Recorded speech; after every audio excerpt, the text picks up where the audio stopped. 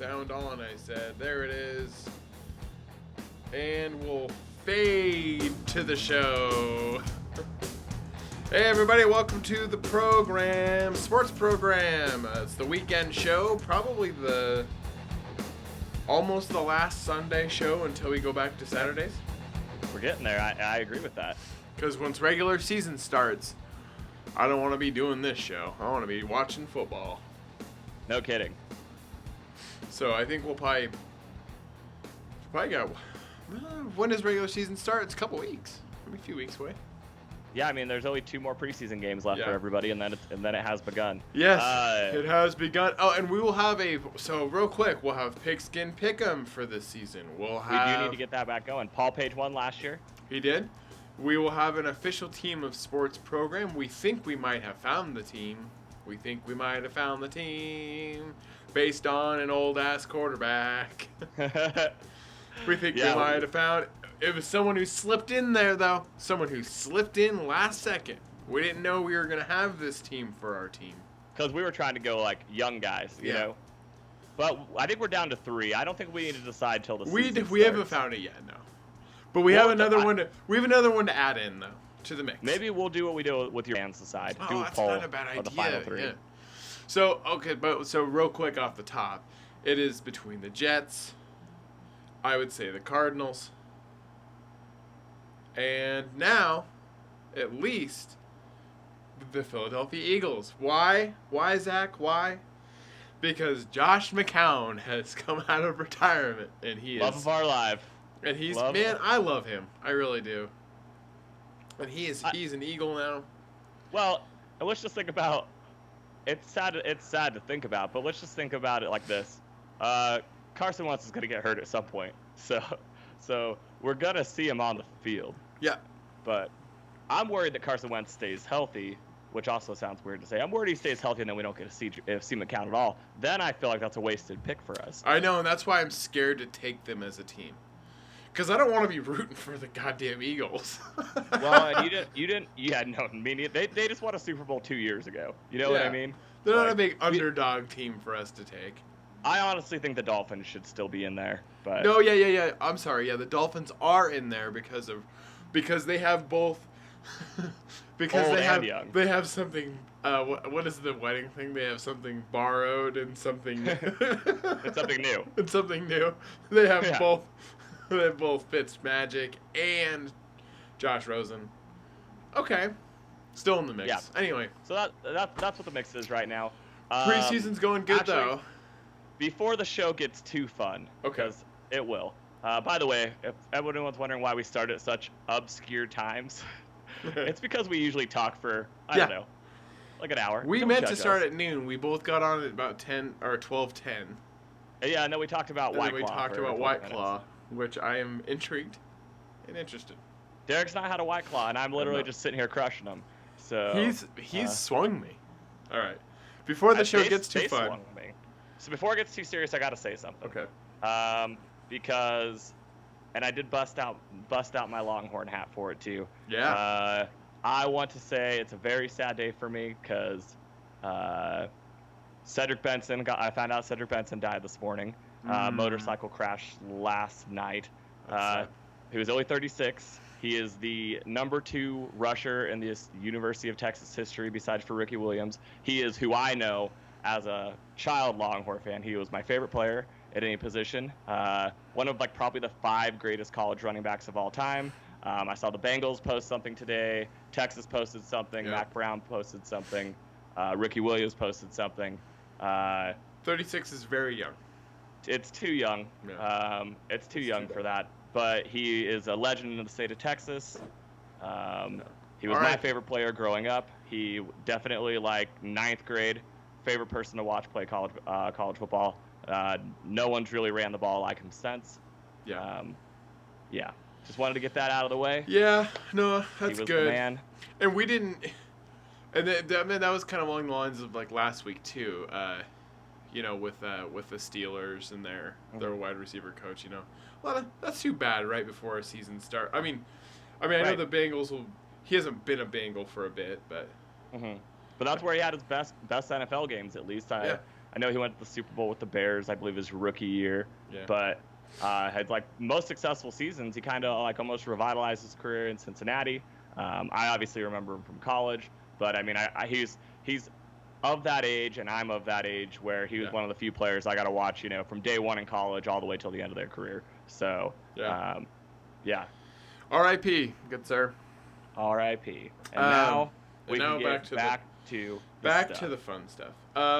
Okay, so few things. Some housekeeping. I decided to start doing a housekeeping section. Get your housekeeping in order. Do some housekeeping out of the way. Firstly, people listening to the show, for the next few weeks, this is for people who are not huge sports people who listen to the show still, who I found out there is a population of. Right. The next few weeks, though, the next few months should be nice for you because we'll be getting way more in the NFL. This is a great time for you to jump in for Pick'em. Mm-hmm. Especially, even if you're not a sports fan, you can ask Zach's mom, who plays Pick'em with us, and it's just a straight Pick'em. It's easy. We don't do over-under. We don't do any. It's just a straight Pick'em, which is so easy and so nice and so fun. This is a great time. We will kick back up with basketball talk again, obviously around October. Yep, the schedule is out now, which has me very excited. Yeah. We're not going to talk a ton of basketball. People see the schedule, and it's like, we know what the schedule's kind of going to be. Like, certain teams play each other a certain amount of times. So... And college football will be starting because college is back in. And real quick, some housekeeping. Yep. If you're interested, and Zach, I hope you might be. Even though on Wednesdays the show is turned into LC Sports Talk with Derek and Alicia. Woo. Good time. Yes. Yeah, I watched last week's episode. Did you see that Gonzaga is on the men's basketball team schedule? Well, and that's not the first time. But it's incredible. But I like that they do those like preseason games against Gonzaga and U of I, and we beat U of I last year, correct? They did beat U of I, and they're playing them again. This year is also a great season for college football. This is another housekeeping thing. This year I will be attending a U of I game, football game, but this time I will finally get to attend a U of I game as an Idaho State Bengal fan because the Bengals are coming up to Moscow this year. Oh, heck yeah. Maybe I should come up for that. That's why I wanted to tell you that. You should come up. Come up and watch it. And they stomped the Vandals last year. The Bengals won big. So that should be fun, and I'll be paying a lot more attention to Big Sky again this year, because my Bengals. Lifelong Bengals fan since I started my master's program. And, but the other part of that is they're also going to be playing them, they're also coming up to Moscow for basketball too, like in March. Or February or March. So I'm going to go to both of those games this year. I went and ordered a really nice Adidas Idaho State Bengals shirt. I'm really excited to wear. I'm excited for you. That's awesome. It's going to be cool. I've never had my own NCAA team. I mean, I used to watch the Fighting Irish just because, Rudy as a kid. You know me. Right. I choose teams based on movies. But, I mean, after I grew up and realized that Notre Dame is like nowhere near Lewiston, Idaho, and then they sucked for a while, a long while. It was hard to hold on to the fandom. Yeah, a little bit, and then I mean, I still kind of watch them, but I don't care as much now, and then during the between 2003 and 2009, I started watching the WAC, started watching Western Athletic Conference, and then Pac-12. I got more into Pac-12. That stuff started making more sense because it's near here, and now I got the Big Sky because U of I is back in it, and I liked Eastern, but now I got my Idaho State Bengals. Anyway, I'm gonna go to those games. You should come up. That's our housekeeping. That's out of the way. Now let's get into it. One more housekeeping. Okay, thing. Go ahead. I mentioned the NBA schedule. Mm-hmm. February 6th, I believe, is the date. My Spurs come to Portland. Oh yeah, I think we should go to that. I think it's the only time they come this year. So because Portland goes to San Antonio twice this year, and not last year was the other way around. We should go because I'm thinking of from a fandom point, that'll be fun for us to both go to my first NBA game ever together. Well, and I believe it's a weekend too, so it's not like either of us are going to have to negotiate time off. See, there you go. There's that. And then also, I can also just picture the cool pictures that we will get where I'm wearing a Blazers, hat or whatever, and you're wearing your Spurs stuff, and we're at an NBA game. That'll be so fun. And we take the best pictures together, really. Yeah, I'm ready for someone to get a nice picture of us. I have a picture behind us. Oh, yeah. Someone taking a picture from like the seat up above us, and you're just behind me. Uh-huh. Yeah, we got to get that picture in. But both of us wearing Spurs, we're crossing the aisle. Really. Beautiful. You know what's funny is this wouldn't even be the first time that I went to a Portland game on a date with someone rocking Blazers gear. I actually did it while I lived in Eugene, and when I drove up to a Portland game, I went with a coworker, and she was rocking she wanted a Robin Lopez Blazers jersey. Wow. And then I was wearing some my Kawhi Leonard gear at the time. R.I.P. I know. I always try to find. He's dead to me. Yeah, right. I try to go to Goodwill, and I'll try to find I'm like, man, I know I'll find a Brandon Roy jersey here eventually or something. Something. I'll find something. So I want a jersey, but I don't want to pay $100 for it. Anyway, not yet, anyways. But I do have finding discounted sports stuff. Me too. I have a good hoodie. I have a good Portland hoodie though, so that should do the trick. All right. So football season. Last week we talked about the AFC and NFC West. Right. This week we decided we were going to talk about the AFC and the NFC North. AFC North, of course, being my Steelers, the Browns, the Bengals, the Ravens. Probably one of the more interesting. This will be a really interesting matchup, I think, for this season. For those, I think some for three people of the think teams. anyone can win it but Cincinnati, right? I think so too. Yeah. One thing is I really like. I like the position the Steelers are in. I like that they're the underdog right now. I think that's always really good for the Steelers. Actually, traditionally it has been good for the Steelers when they have been counted out. Last year going into it, a lot of people projected them to be Super Bowl winners, and I got scared about that because they tend to underperform when they get placed that high up. Mm-hmm. This was, of course, before Le'Veon Bell completely held out. So, this year I feel like the favorite of a lot of people is the Browns, which is super interesting. Yeah. And cool. I mean, still cool for them. I know they're a rivalry of the Steelers, but I still think it's cool. I like Baker Mayfield. I think it's interesting and cool that not only is Odell Beckham on the team, but he seems like he's actually having fun. Yeah. We haven't seen him have fun on a team in a while. I think they're going to be one of the interesting stories of the year, as long as they are good. Yeah. Yeah. This is the team with the cast of characters that they have. Yeah. If they get off to a bad start, I think it can be a real circus. Yeah. And then of course you got the Ravens, and we still don't know what they are. I mean, realistically, I have no idea what that team is. Their defense had some pieces move around last year. I think they're maybe going to put some different types of weapons around Lamar Jackson than they did last year. Obviously, they got Ingram from the Saints to be their primary ball carrier. Yeah. We'll see how much he has left in the tank, having to go from being a guy who shared times with Kumara to a guy who's probably going to get the bulk load of the carries. So we'll see if he has that in him. I think maybe at least for a year or two he does.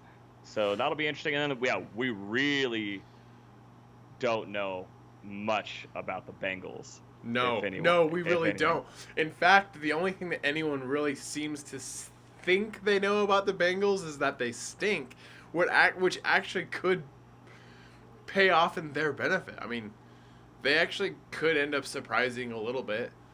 Well, I mean, Andy Dalton's not a bad quarterback. He's No. been consistently pretty good. Yeah. I mean, he's not like a good fantasy quarterback. Would but you rather have, at this point in their careers, would you rather have Andy Dalton or would you rather have Eli Manning? I mean, much rather have Andy Dalton. Same here. But he's not an old man at the probably last year of his No, career. no. I do think this is a big year for Andy as far as not his starting status in the league, but his starting status moving forward with the Bengals. Yeah, probably. So, I mean, he has a lot to go out and prove.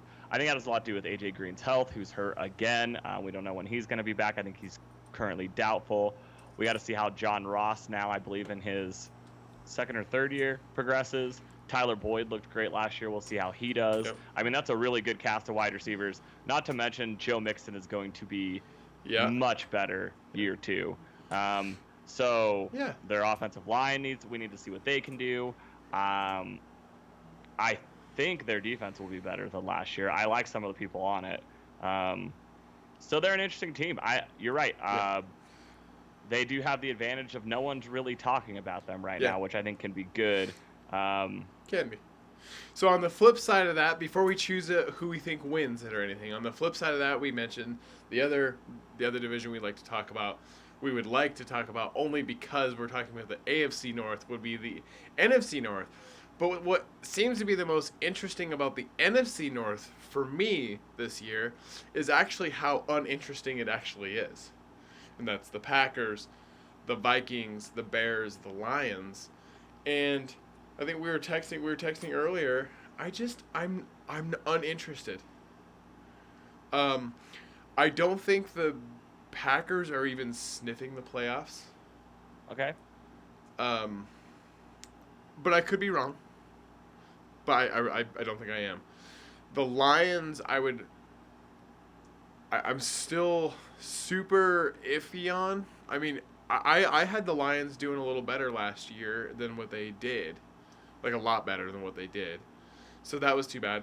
I think for me, the NFC would probably be more likely between the Vikings and the Bears. But I think, I'll go ahead and do my pick for the NFC North. I think the Bears win that one pretty easily. Okay. And I'm going by kind of last year, too. I think the Bears I don't think the Bears will go to the Super Bowl this year, but I think they could get to the playoffs, and I think they could win a game. I think they have a solid quarterback now, finally. He's good. I would take him. I would take him as a quarterback. It's interesting because he's not a huge risk taker. Which is sometimes good and bad. But he's also one that I think last year if they wouldn't have went to the playoffs, don't you think that might have been it for him? I don't think they would have given up on him in year two. No, but I think they would have started maybe looking though. Yeah, I think they like Mitchell, and the thing about Mitchell Trubisky is he didn't play a lot of quarterback growing up. He's one of these guys who came into the position later. Yeah. Didn't get a ton of starts in college. They knew he was going to take time, so I think they've always been under the impression that that's what's going to happen. So their offseason, interesting. Yeah. Howard's gone at running back because the progression they're going to expect out of Tariq Cohen, Mike Davis, and they got David Montgomery from the Packers, who has already looked pretty good in preseason. I like Allen Robinson. I like a wide receiver. I like the addition of Cordarrelle Patterson from the Patriots. And I got a soft spot for Taylor Gabriel because he's a former Falcon. And I thought I had him in fantasy last year. He was an interesting flex, too, from time to time. I also like Trey Burton at tight end. So their offense is stacked. I do think they are a top pick, but this is a tough division. The Vikings have a great defense. This is a division with a good list of receivers, but they have the best receiving core in the division. Yeah. Probably one of the best receiving cores of the NFC. To pair with the defense, we're going to have to see how Dalvin Cook does if he's healthy this year at running back. And Kirk Cousins needs to go out there and actually earn his money, because I don't think he's ever done that in his career. Earn the money that they're paying him. But as far as Stephon Diggs, Treadwell, Thielen, I've always liked Kyle Rudolph at tight end, although I do think they are slowly replacing him. It seemed like that's what they were trying to do with the draft this year. But it's a good offense. So I think the Vikings are worth looking out for. I think they just kind of had a down year. I could see them being a 9-win team. But the thing is I could also see the Packers being a 9 or a 10-win team.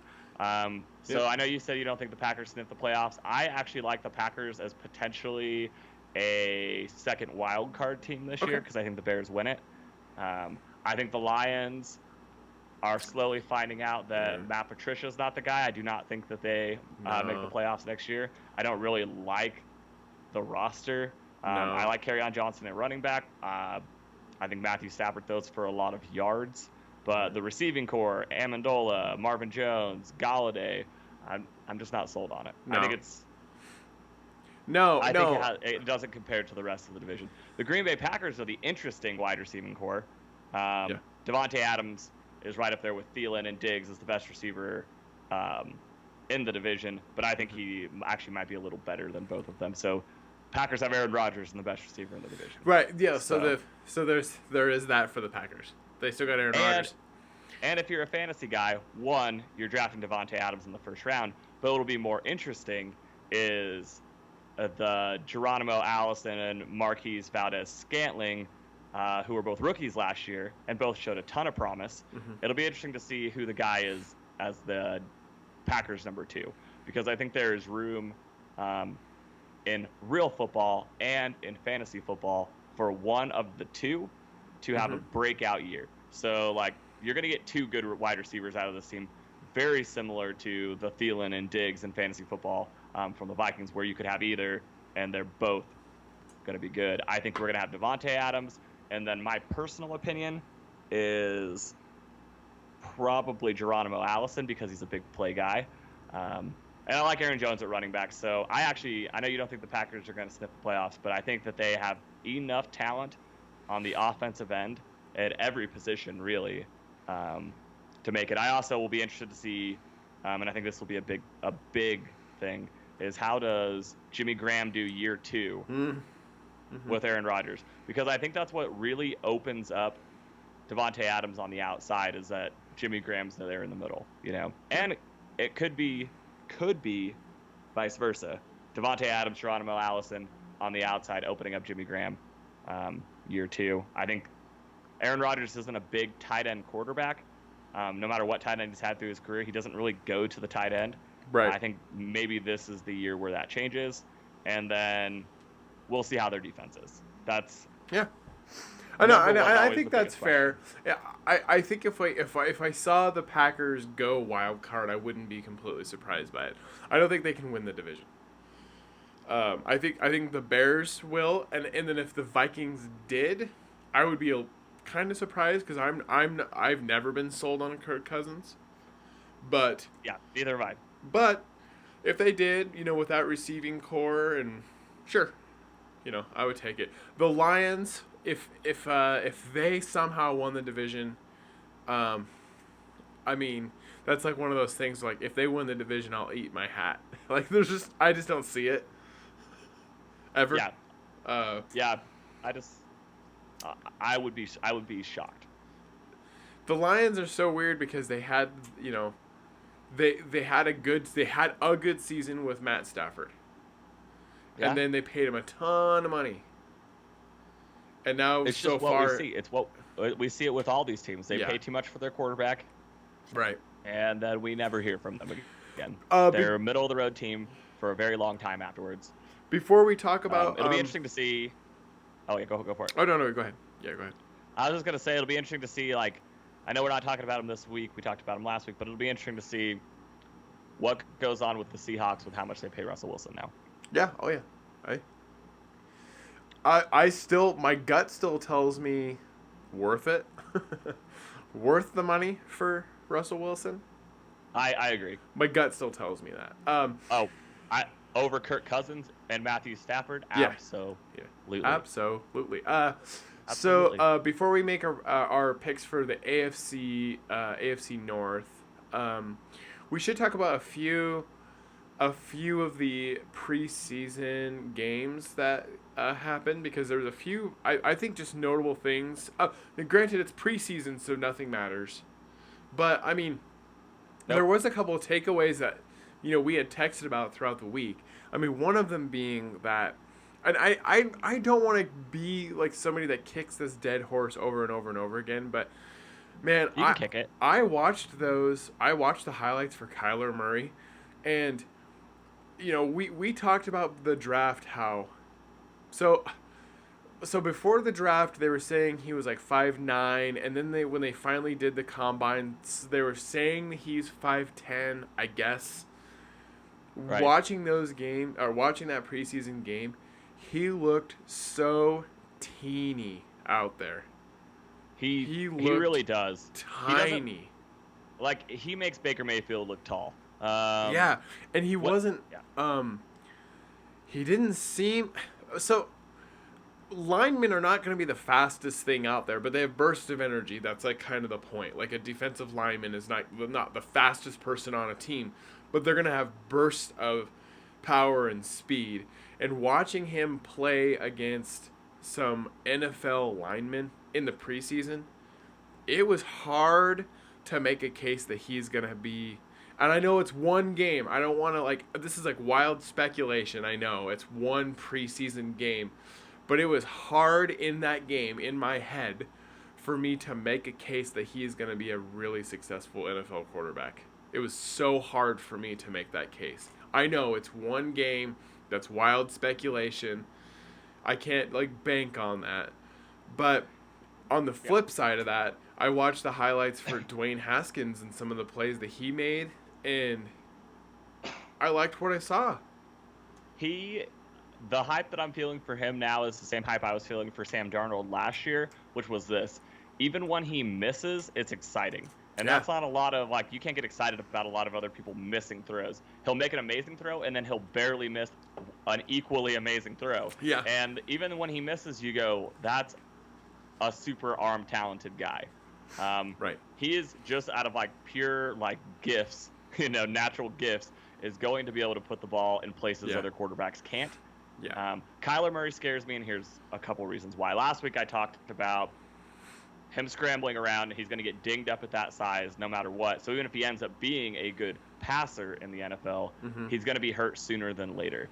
But not only that, it reminds me of near the end of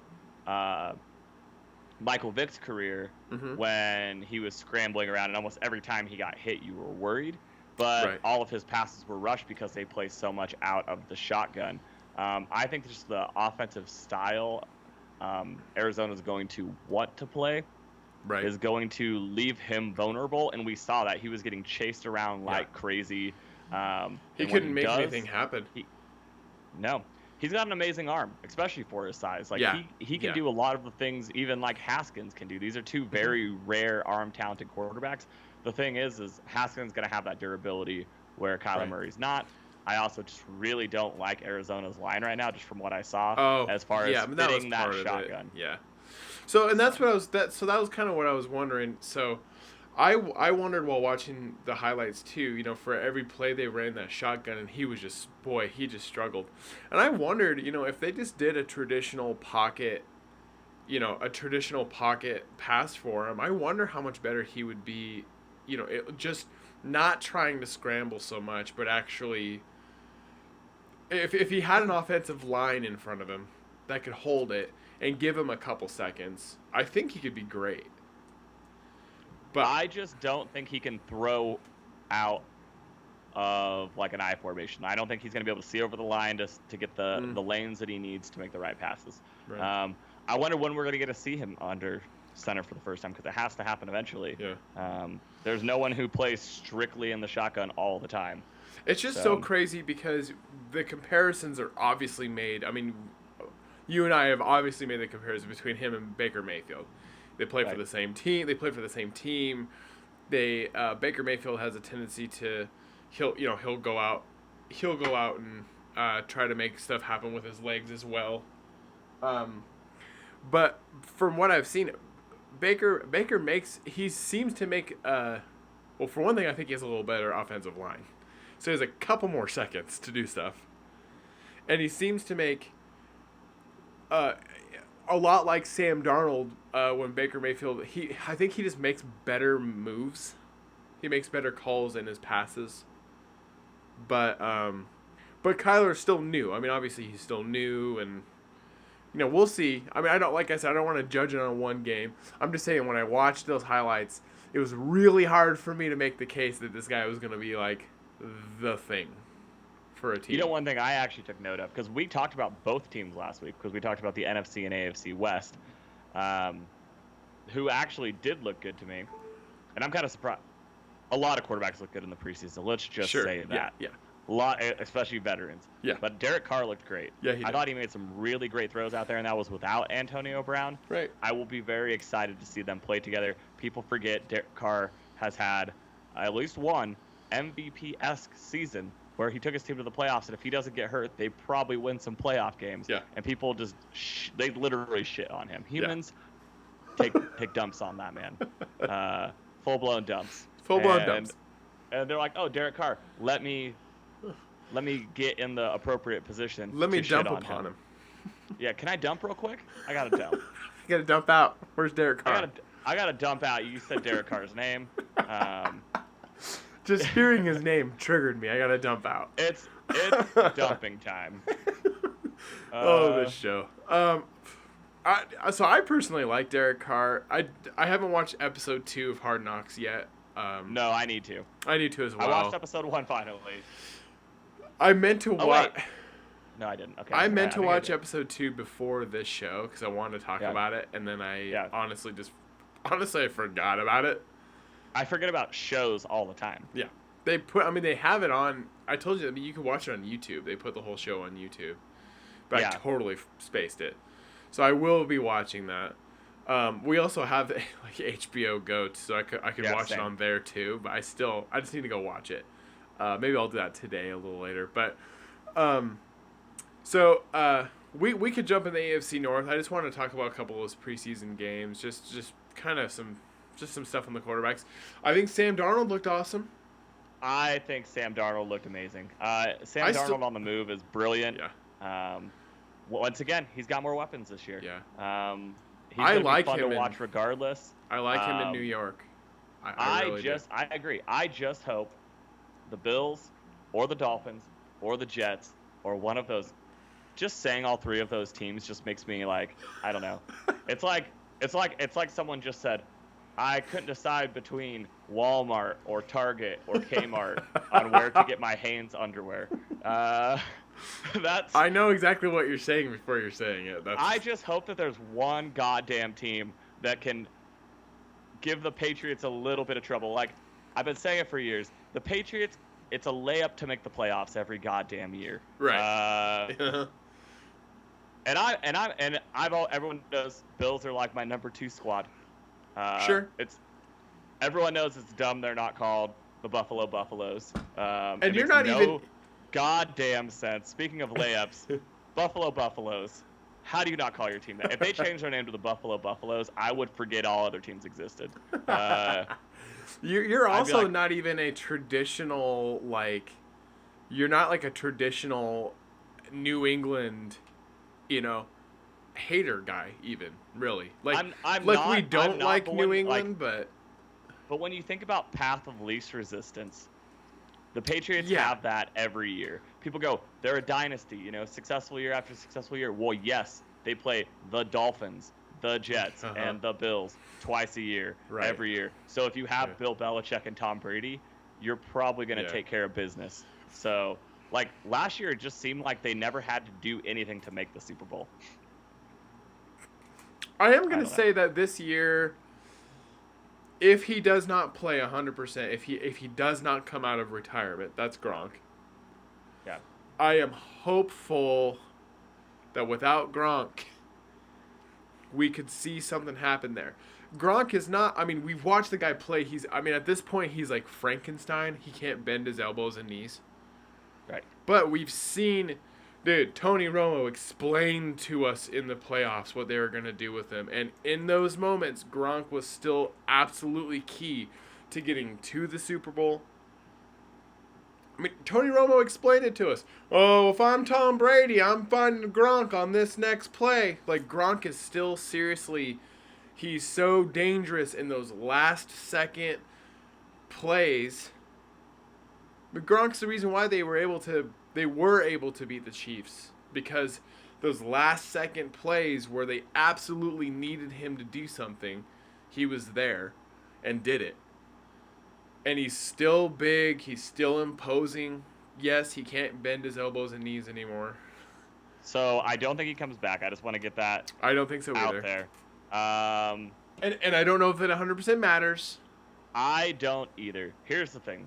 We could talk about the Patriots for a second, even though that's probably next week's actual topic. We'll just do it real fast. I think it Tom Brady is. has Sony Michel, James White, and Rex Burkhead at running back. He has N'Keal Harry, who is, in my opinion, was the best wide receiver in the NFL draft. Demaryius Thomas, we'll see what he can do at his age. Julian Edelman's still there. Philip Dorsett's there. But not only all of that, Josh Gordon just got cleared. Yeah. Potentially their best offensive player this upcoming season just got added to the team out of nowhere. So the Patriots still don't have anything to worry about as far as I know, but we'll talk about it next week because I do have opinions on both. Do you want to do Bills East? and the Jets. Do you want to do East next week? Because I was thinking South, but I mean, we could do the South next week. We could talk. we might have to do. We could talk Falcons. We might I'm have to ready do to talk both. Falcons. We might I'm have to ready do- to talk. Well, actually, we might have to do both to fit the time. We actually frame, might have to do but, both. Yeah. So AFC anyways, North. Let's get to the AFC. AFC North, and this was a tough one for me because I do want to be non-biased. I really do, but at the same time, I do have a bias because I'm a Steelers fan. What could you do? But so I think, well, we did mention the Bengals. One of the nice things for them is that nobody's talking about them. That said, I still don't think. I don't think they win the. You think they're bottom of the division? I do think they're bottom of the division. I am going because the Steelers are my team, and because they are an underdog going into this season. I think the Steelers do have a good shot to win the division again, to go back to the playoffs.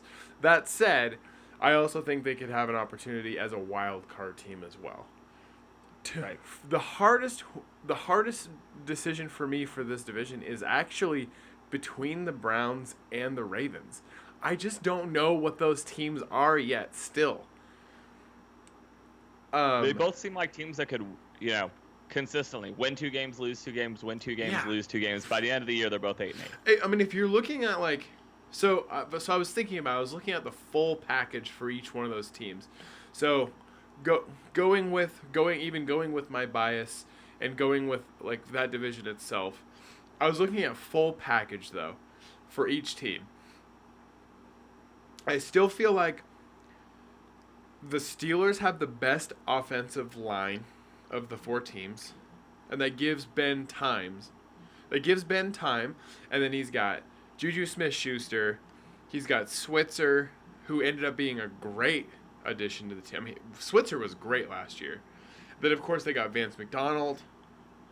And then, of course, the Steelers are always really good at taking players who are not, number 1 wide receivers and making them weapons.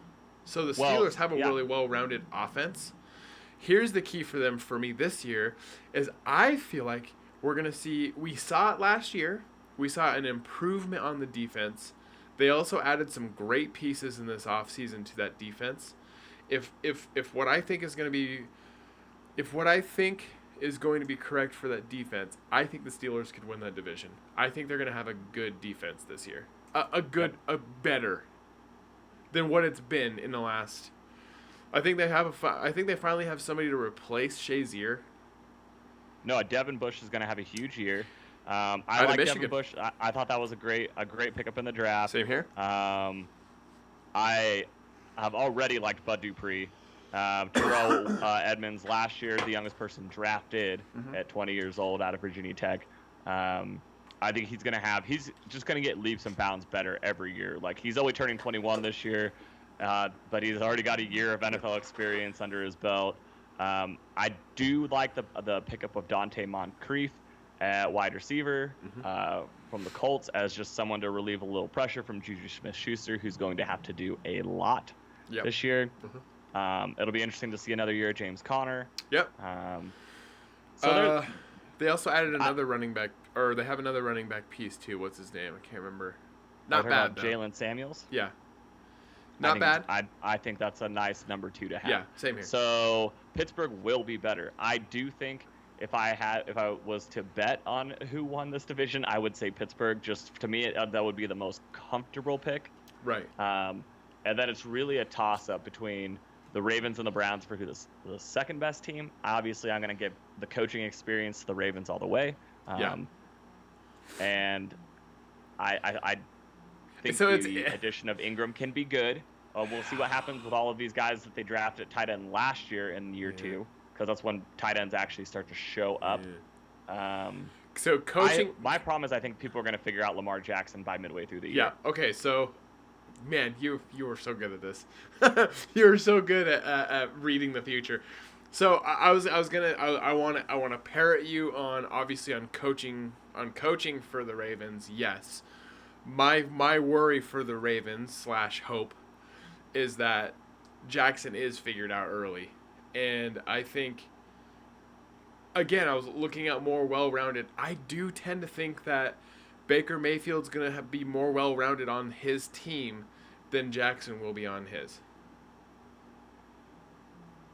I just don't... I loved watching Michael Vick play back in the day. I love watching a scrambling quarterback. I like it. It's fun to see. Even the season, the couple seasons where Cam Newton was like on fire, like it was like MVP fun. Cam. Yeah, it was fun to see it. I can't invest too hard in that for a team because even with Vic, he had a few seasons that were really bad. I mean, not for him. He still had a million yards rushing, and and it was still cool to see. But like ultimately, I just can't invest too hard in that style of play. Baker throws more often. He has Odell Beckham Jr. He has Jarvis Landry. He's got Njoku, who I think is going to be a huge fantasy bust. I'll give at least one fantasy bust on the show. There you go. Suck it, that guy. People are too hot on him right now. Yeah. I'm not feeling it. Dude doesn't know how to catch footballs. So I think you're right on like why to pick the Steelers too. If you're not even a Steelers fan, even with them being kind of like the sentiment being like this underdog, I kind of don't even get why they're the underdog, because they honestly to me feel like the most conservative bet of the 3 of those teams. Agreed. I think the Browns are the biggest. They're like the big risk, big reward bet of the 3. Yeah. Because they could not make the playoffs, or the hype could be real and they could win a Super Bowl. You right, I know. It's absolutely crazy. I'm excited to watch Browns games. I mean, yeah, I'm ready. I'm ready to see what happens when Bake the Snake Mayfield gets out there. Did you just make it up, or? I just went for it. I love it. That was good. I almost screwed it up because I just went for it. Yeah. Snake. I also could see. Like I said, though, I could see the Steelers going wild card in, though. I could see them being wild card in, which actually, if they went wild card in, I like them as a wild card. Oh, I mean, I don't think that even matters anymore in the NFL. Like, no. Once you're in the playoffs, you're in the playoffs. Yes, home field advantage is great, but I mean, we've seen the Steelers do it before, go from wild card to Super Bowl. We've seen the Patriots go from wild card to Super Bowl. I just hope that this year Ben keeps his big stupid mouth shut on that radio show. Yeah. He needs to I hope that he needs to stop. He needs to learn. He's making beef. Dude, the dude is old. Like he's he's a seasoned veteran quarterback now. Like, he, of all the people to know not to do that, he needs to take a lesson out of like Tom Brady's book. And when he does his radio spots, just do like the whole, oh, it's a team effort, and you just. Oh, I hate it, dude. I hate listening to how fake Tom Brady is. So on the do radio. I. What's but the point of even doing a show if you're not going to show any of your real personality? Hey, on it? I've told you this, how I wish Tom Brady was. We've talked about this before. I want Tom Brady to be a WWE heel. I want him to be like, yeah, I'm pretty much the best there is, best there was, best there ever will be. I mean, I want him to be a jerk. I would love him if he was heel Tom Brady.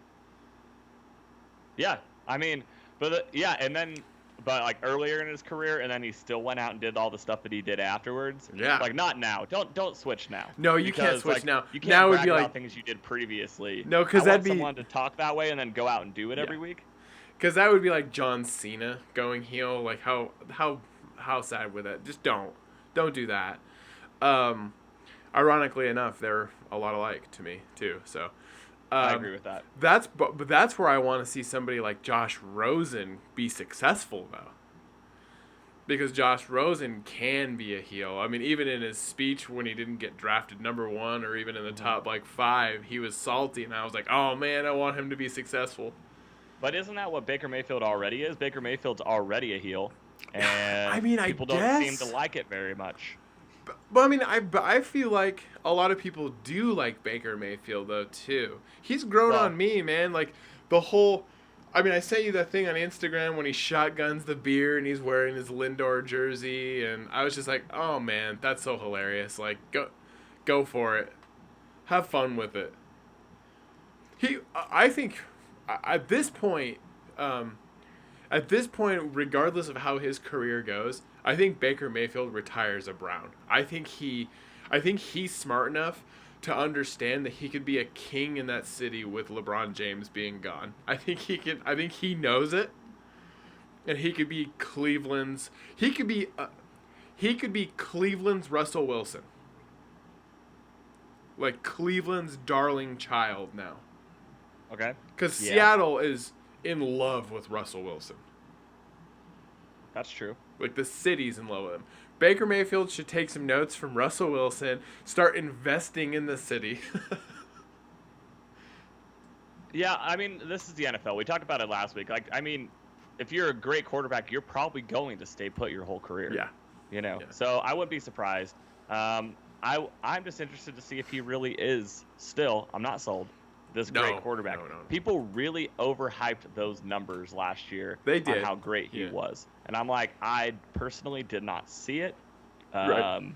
But I don't know. I mean, enough people are saying it. Maybe it's true. It's good for the story. But, I'm less on the numbers. I'm more on the story. Right. So I guess moral of today,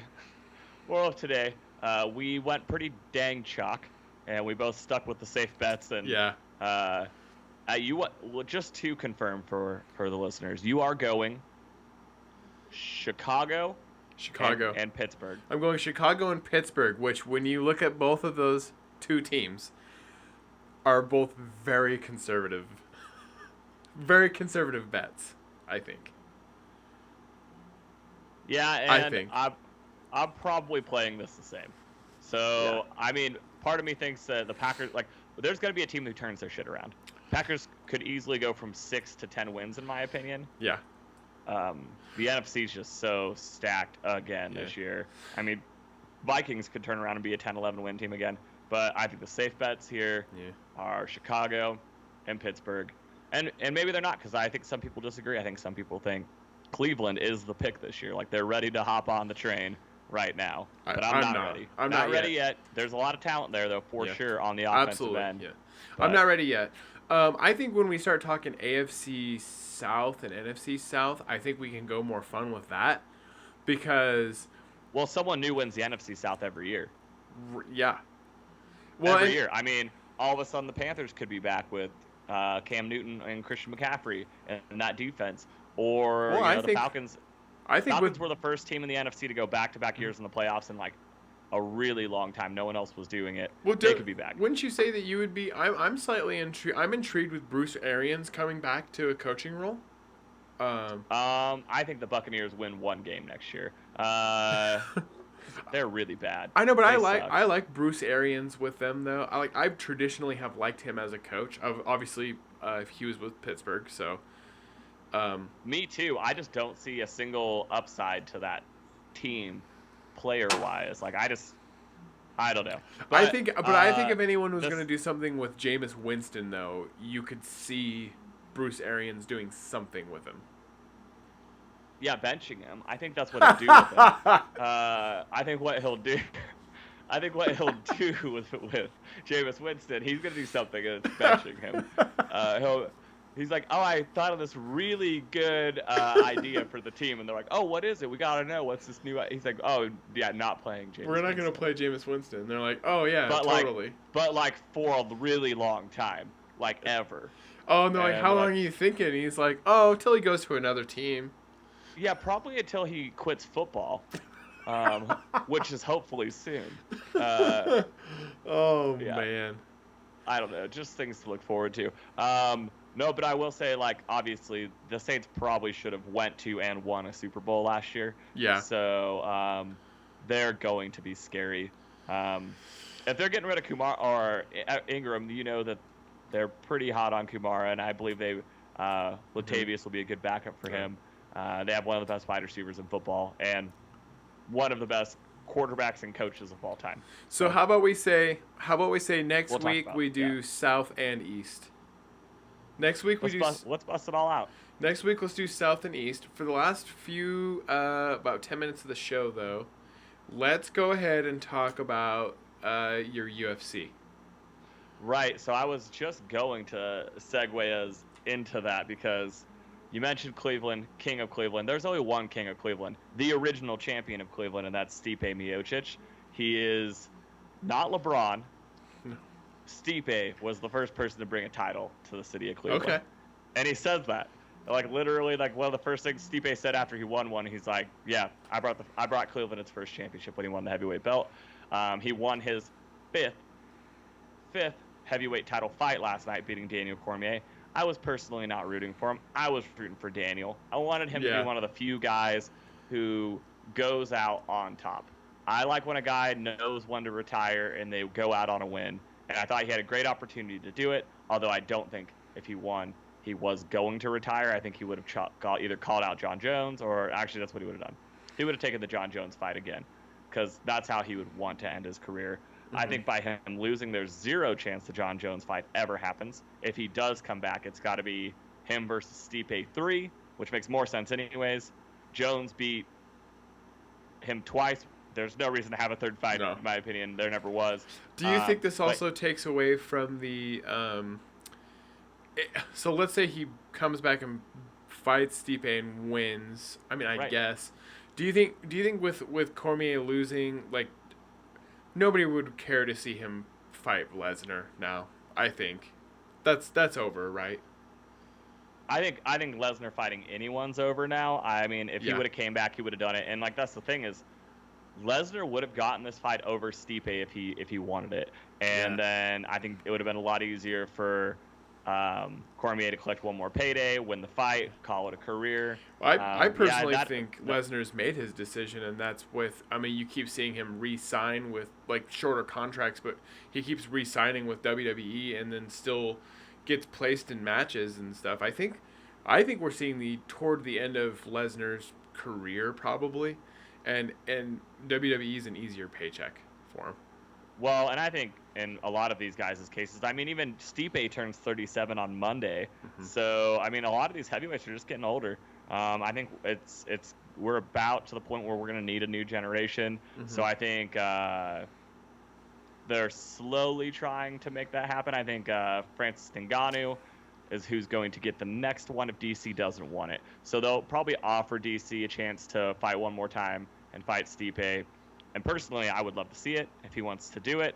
Why not have a third match if the first two were so good? I mean, Daniel dominated the first 2 rounds of last night's fight. Stipe just made a really good adjustment, and he started attacking the body, and he won the fight, which was awesome to see it in a heavyweight fight because a lot of people don't make an adjustment in the 4th round of a heavyweight fight when they're that tired and they're getting punched by that big of a dude, and he did. And props to Stipe. He is the greatest heavyweight champion of all time. Not even close a number 2. I don't think it tarnishes DC's career either. No, so whether he comes back or whether he doesn't, everything's fine there. That was not the highlight of the night, though. Did Daniel cry? He looked like he was gonna cry. He definitely looked like he cried out of the octagon when he went up to his kids. Because I mean, that's he's an emotional man. He's an emotional man, and you know what's funny? But he's also an intelligent man, and he has a full-time job as a broadcaster. So no one gave a better summation of the fight than he did afterwards. He has a full-time job as a broadcaster, and I believe he's still getting a little bit of money. I think he's still working with WWE a little bit too in some capacity. So. Well, I think a few of these guys are going to move over soon to full-time jobs over there, and he wouldn't surprise me as being one of them. No. Which I've alluded to on the last couple shows of people who are trying to make the transfer over. Yeah. You're right. It's something good to do at that point in your life. You still got enough athleticism. He's a character. He's a good talker. Yeah. I think that'd be awesome. That wasn't the highlight of the night. The highlight of the night was the return of Nate Diaz. I was going to ask you about first time fighting in 3 years since he fought Conor McGregor. A lot of people were worried. I get texts all week long. Who's winning the fights this weekend? Who do I bet on? Who do I do? And I was like, well, I had Paulo Costa, Nate Diaz, and Stipe Miocic for my bets. And that's what I was saying to do because to me, Stipe, younger, bigger, faster, that all made sense. Nate Diaz was fighting Anthony Pettis. I was thinking football player, Austin Pettis. Anthony Pettis, who, I mean, he did look great against Stephen Wonderboy Thompson in his last fight, but he also got him on a Superman punch off the cage out of nowhere. So I wouldn't call it a lucky shot. It was a carefully timed shot, but it was also in a fight where he was probably losing that. And traditionally, even when he was at 155 or 145, if he fought a guy who was taller than him, they used their range, and that's how they beat him. Nate Diaz, yes, he took 3 years off, but the dude is the cardio king. He's been doing triathlons his whole time while he's been off. That'll help. He's clearly been working on his wrestling, which I did not know. Was kind of surprised there. But no, that fight went exactly how I thought it would, except for, honestly, I thought he would have submitted him. I didn't think it was going to go to the distance. But that was the people's main event, as it's called. That's what people bought the card to see. It wasn't DC Cormier or Cormier Stipe. It was definitely that fight, and I think it lived up to the hype. Cool. Now he called out Masvidal, so that's awesome. So now we got the two-piece in a soda guy versus the I'm not surprised motherfuckers guy. And that is where they should be. They're two absolute, OGs, legends of the game. They should fight each other. They're both going to sell it. They're both going to, even if they secretly both like each other, which they probably do, they're both going to sell it as a feud. They're going to make it happen. People are going to want to watch that fight. It will not be a co-headliner. I guarantee, even though neither of them has a belt or even a high ranking next to their name, that will be the main card of either a pay-per-view or something. Cool.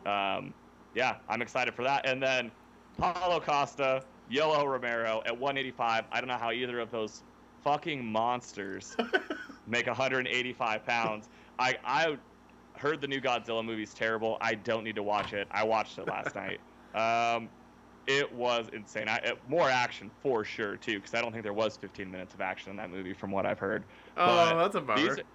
These are two dudes who look like they were injected with steroids at birth. Or could it have been, oh no. I want to make the reference. If you've seen The Boys, I was going to say, what is it called? These are genetically made human superheroes. What? Yoel Romero at 42 years old looks better than anyone I've ever met in my life physically. And he's 42. He's getting punched in the face by Paulo Costa, who I've never seen anyone punch that hard. Yeah. Ever. He's getting punched in the face, and he is sticking his tongue out after every punch he receives. He is a terrifying human, the soldier of God is. God, mostly because it genuinely seems like that's what he thinks that he's doing, is going out there and fighting for Jesus. And that's just a terrifying thought. That's great. I'm gonna murder, but for Jesus. It was a good match though. That was fight. I mean, it won fight of the night. I believe it was fight of the night. It might have been fight of the year. That's cool. As a third to final fight, that's insane. Paulo Costa will absolutely next fight be a title fight against whoever wins the Whittaker Adesanya fight, which is equally amazing. Aussie versus Kiwi, Australia versus New Zealand. That's cool. Down under. It's awesome that the two best fighters at 185 are both from the same area. Ariel Adesanya, a.k.a. the last style bender, is the man. Hands down, the coolest guy to watch fight right now. Whittaker is my favorite, though, so I will be rooting for him. That is going to be awesome. And then I believe Paulo Costa comes in there and probably ends both of their lives. Like, he could probably just go fight both of them at the same time after what I saw last night. That's great. Yeah, last night was card of the year for sure. Good. I have not seen a card that good in a long time. And exciting stuff. That's it's good. back, baby. That's awesome. We're back. We're back, baby. We're back. Well, it sounds pretty good timing to start this music back up. Thank you, everybody, for tuning in the show today, Sunday. Next week, we'll be on Sunday again, I believe.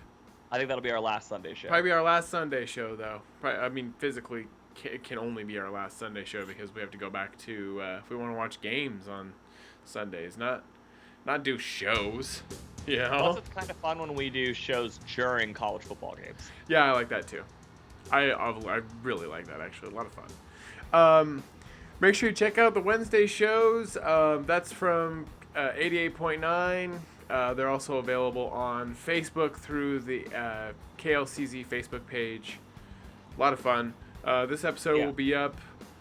I'm planning on working on it when I get done here. Last week I had the show up the same day. I was so proud of myself, so I'm going to do it again.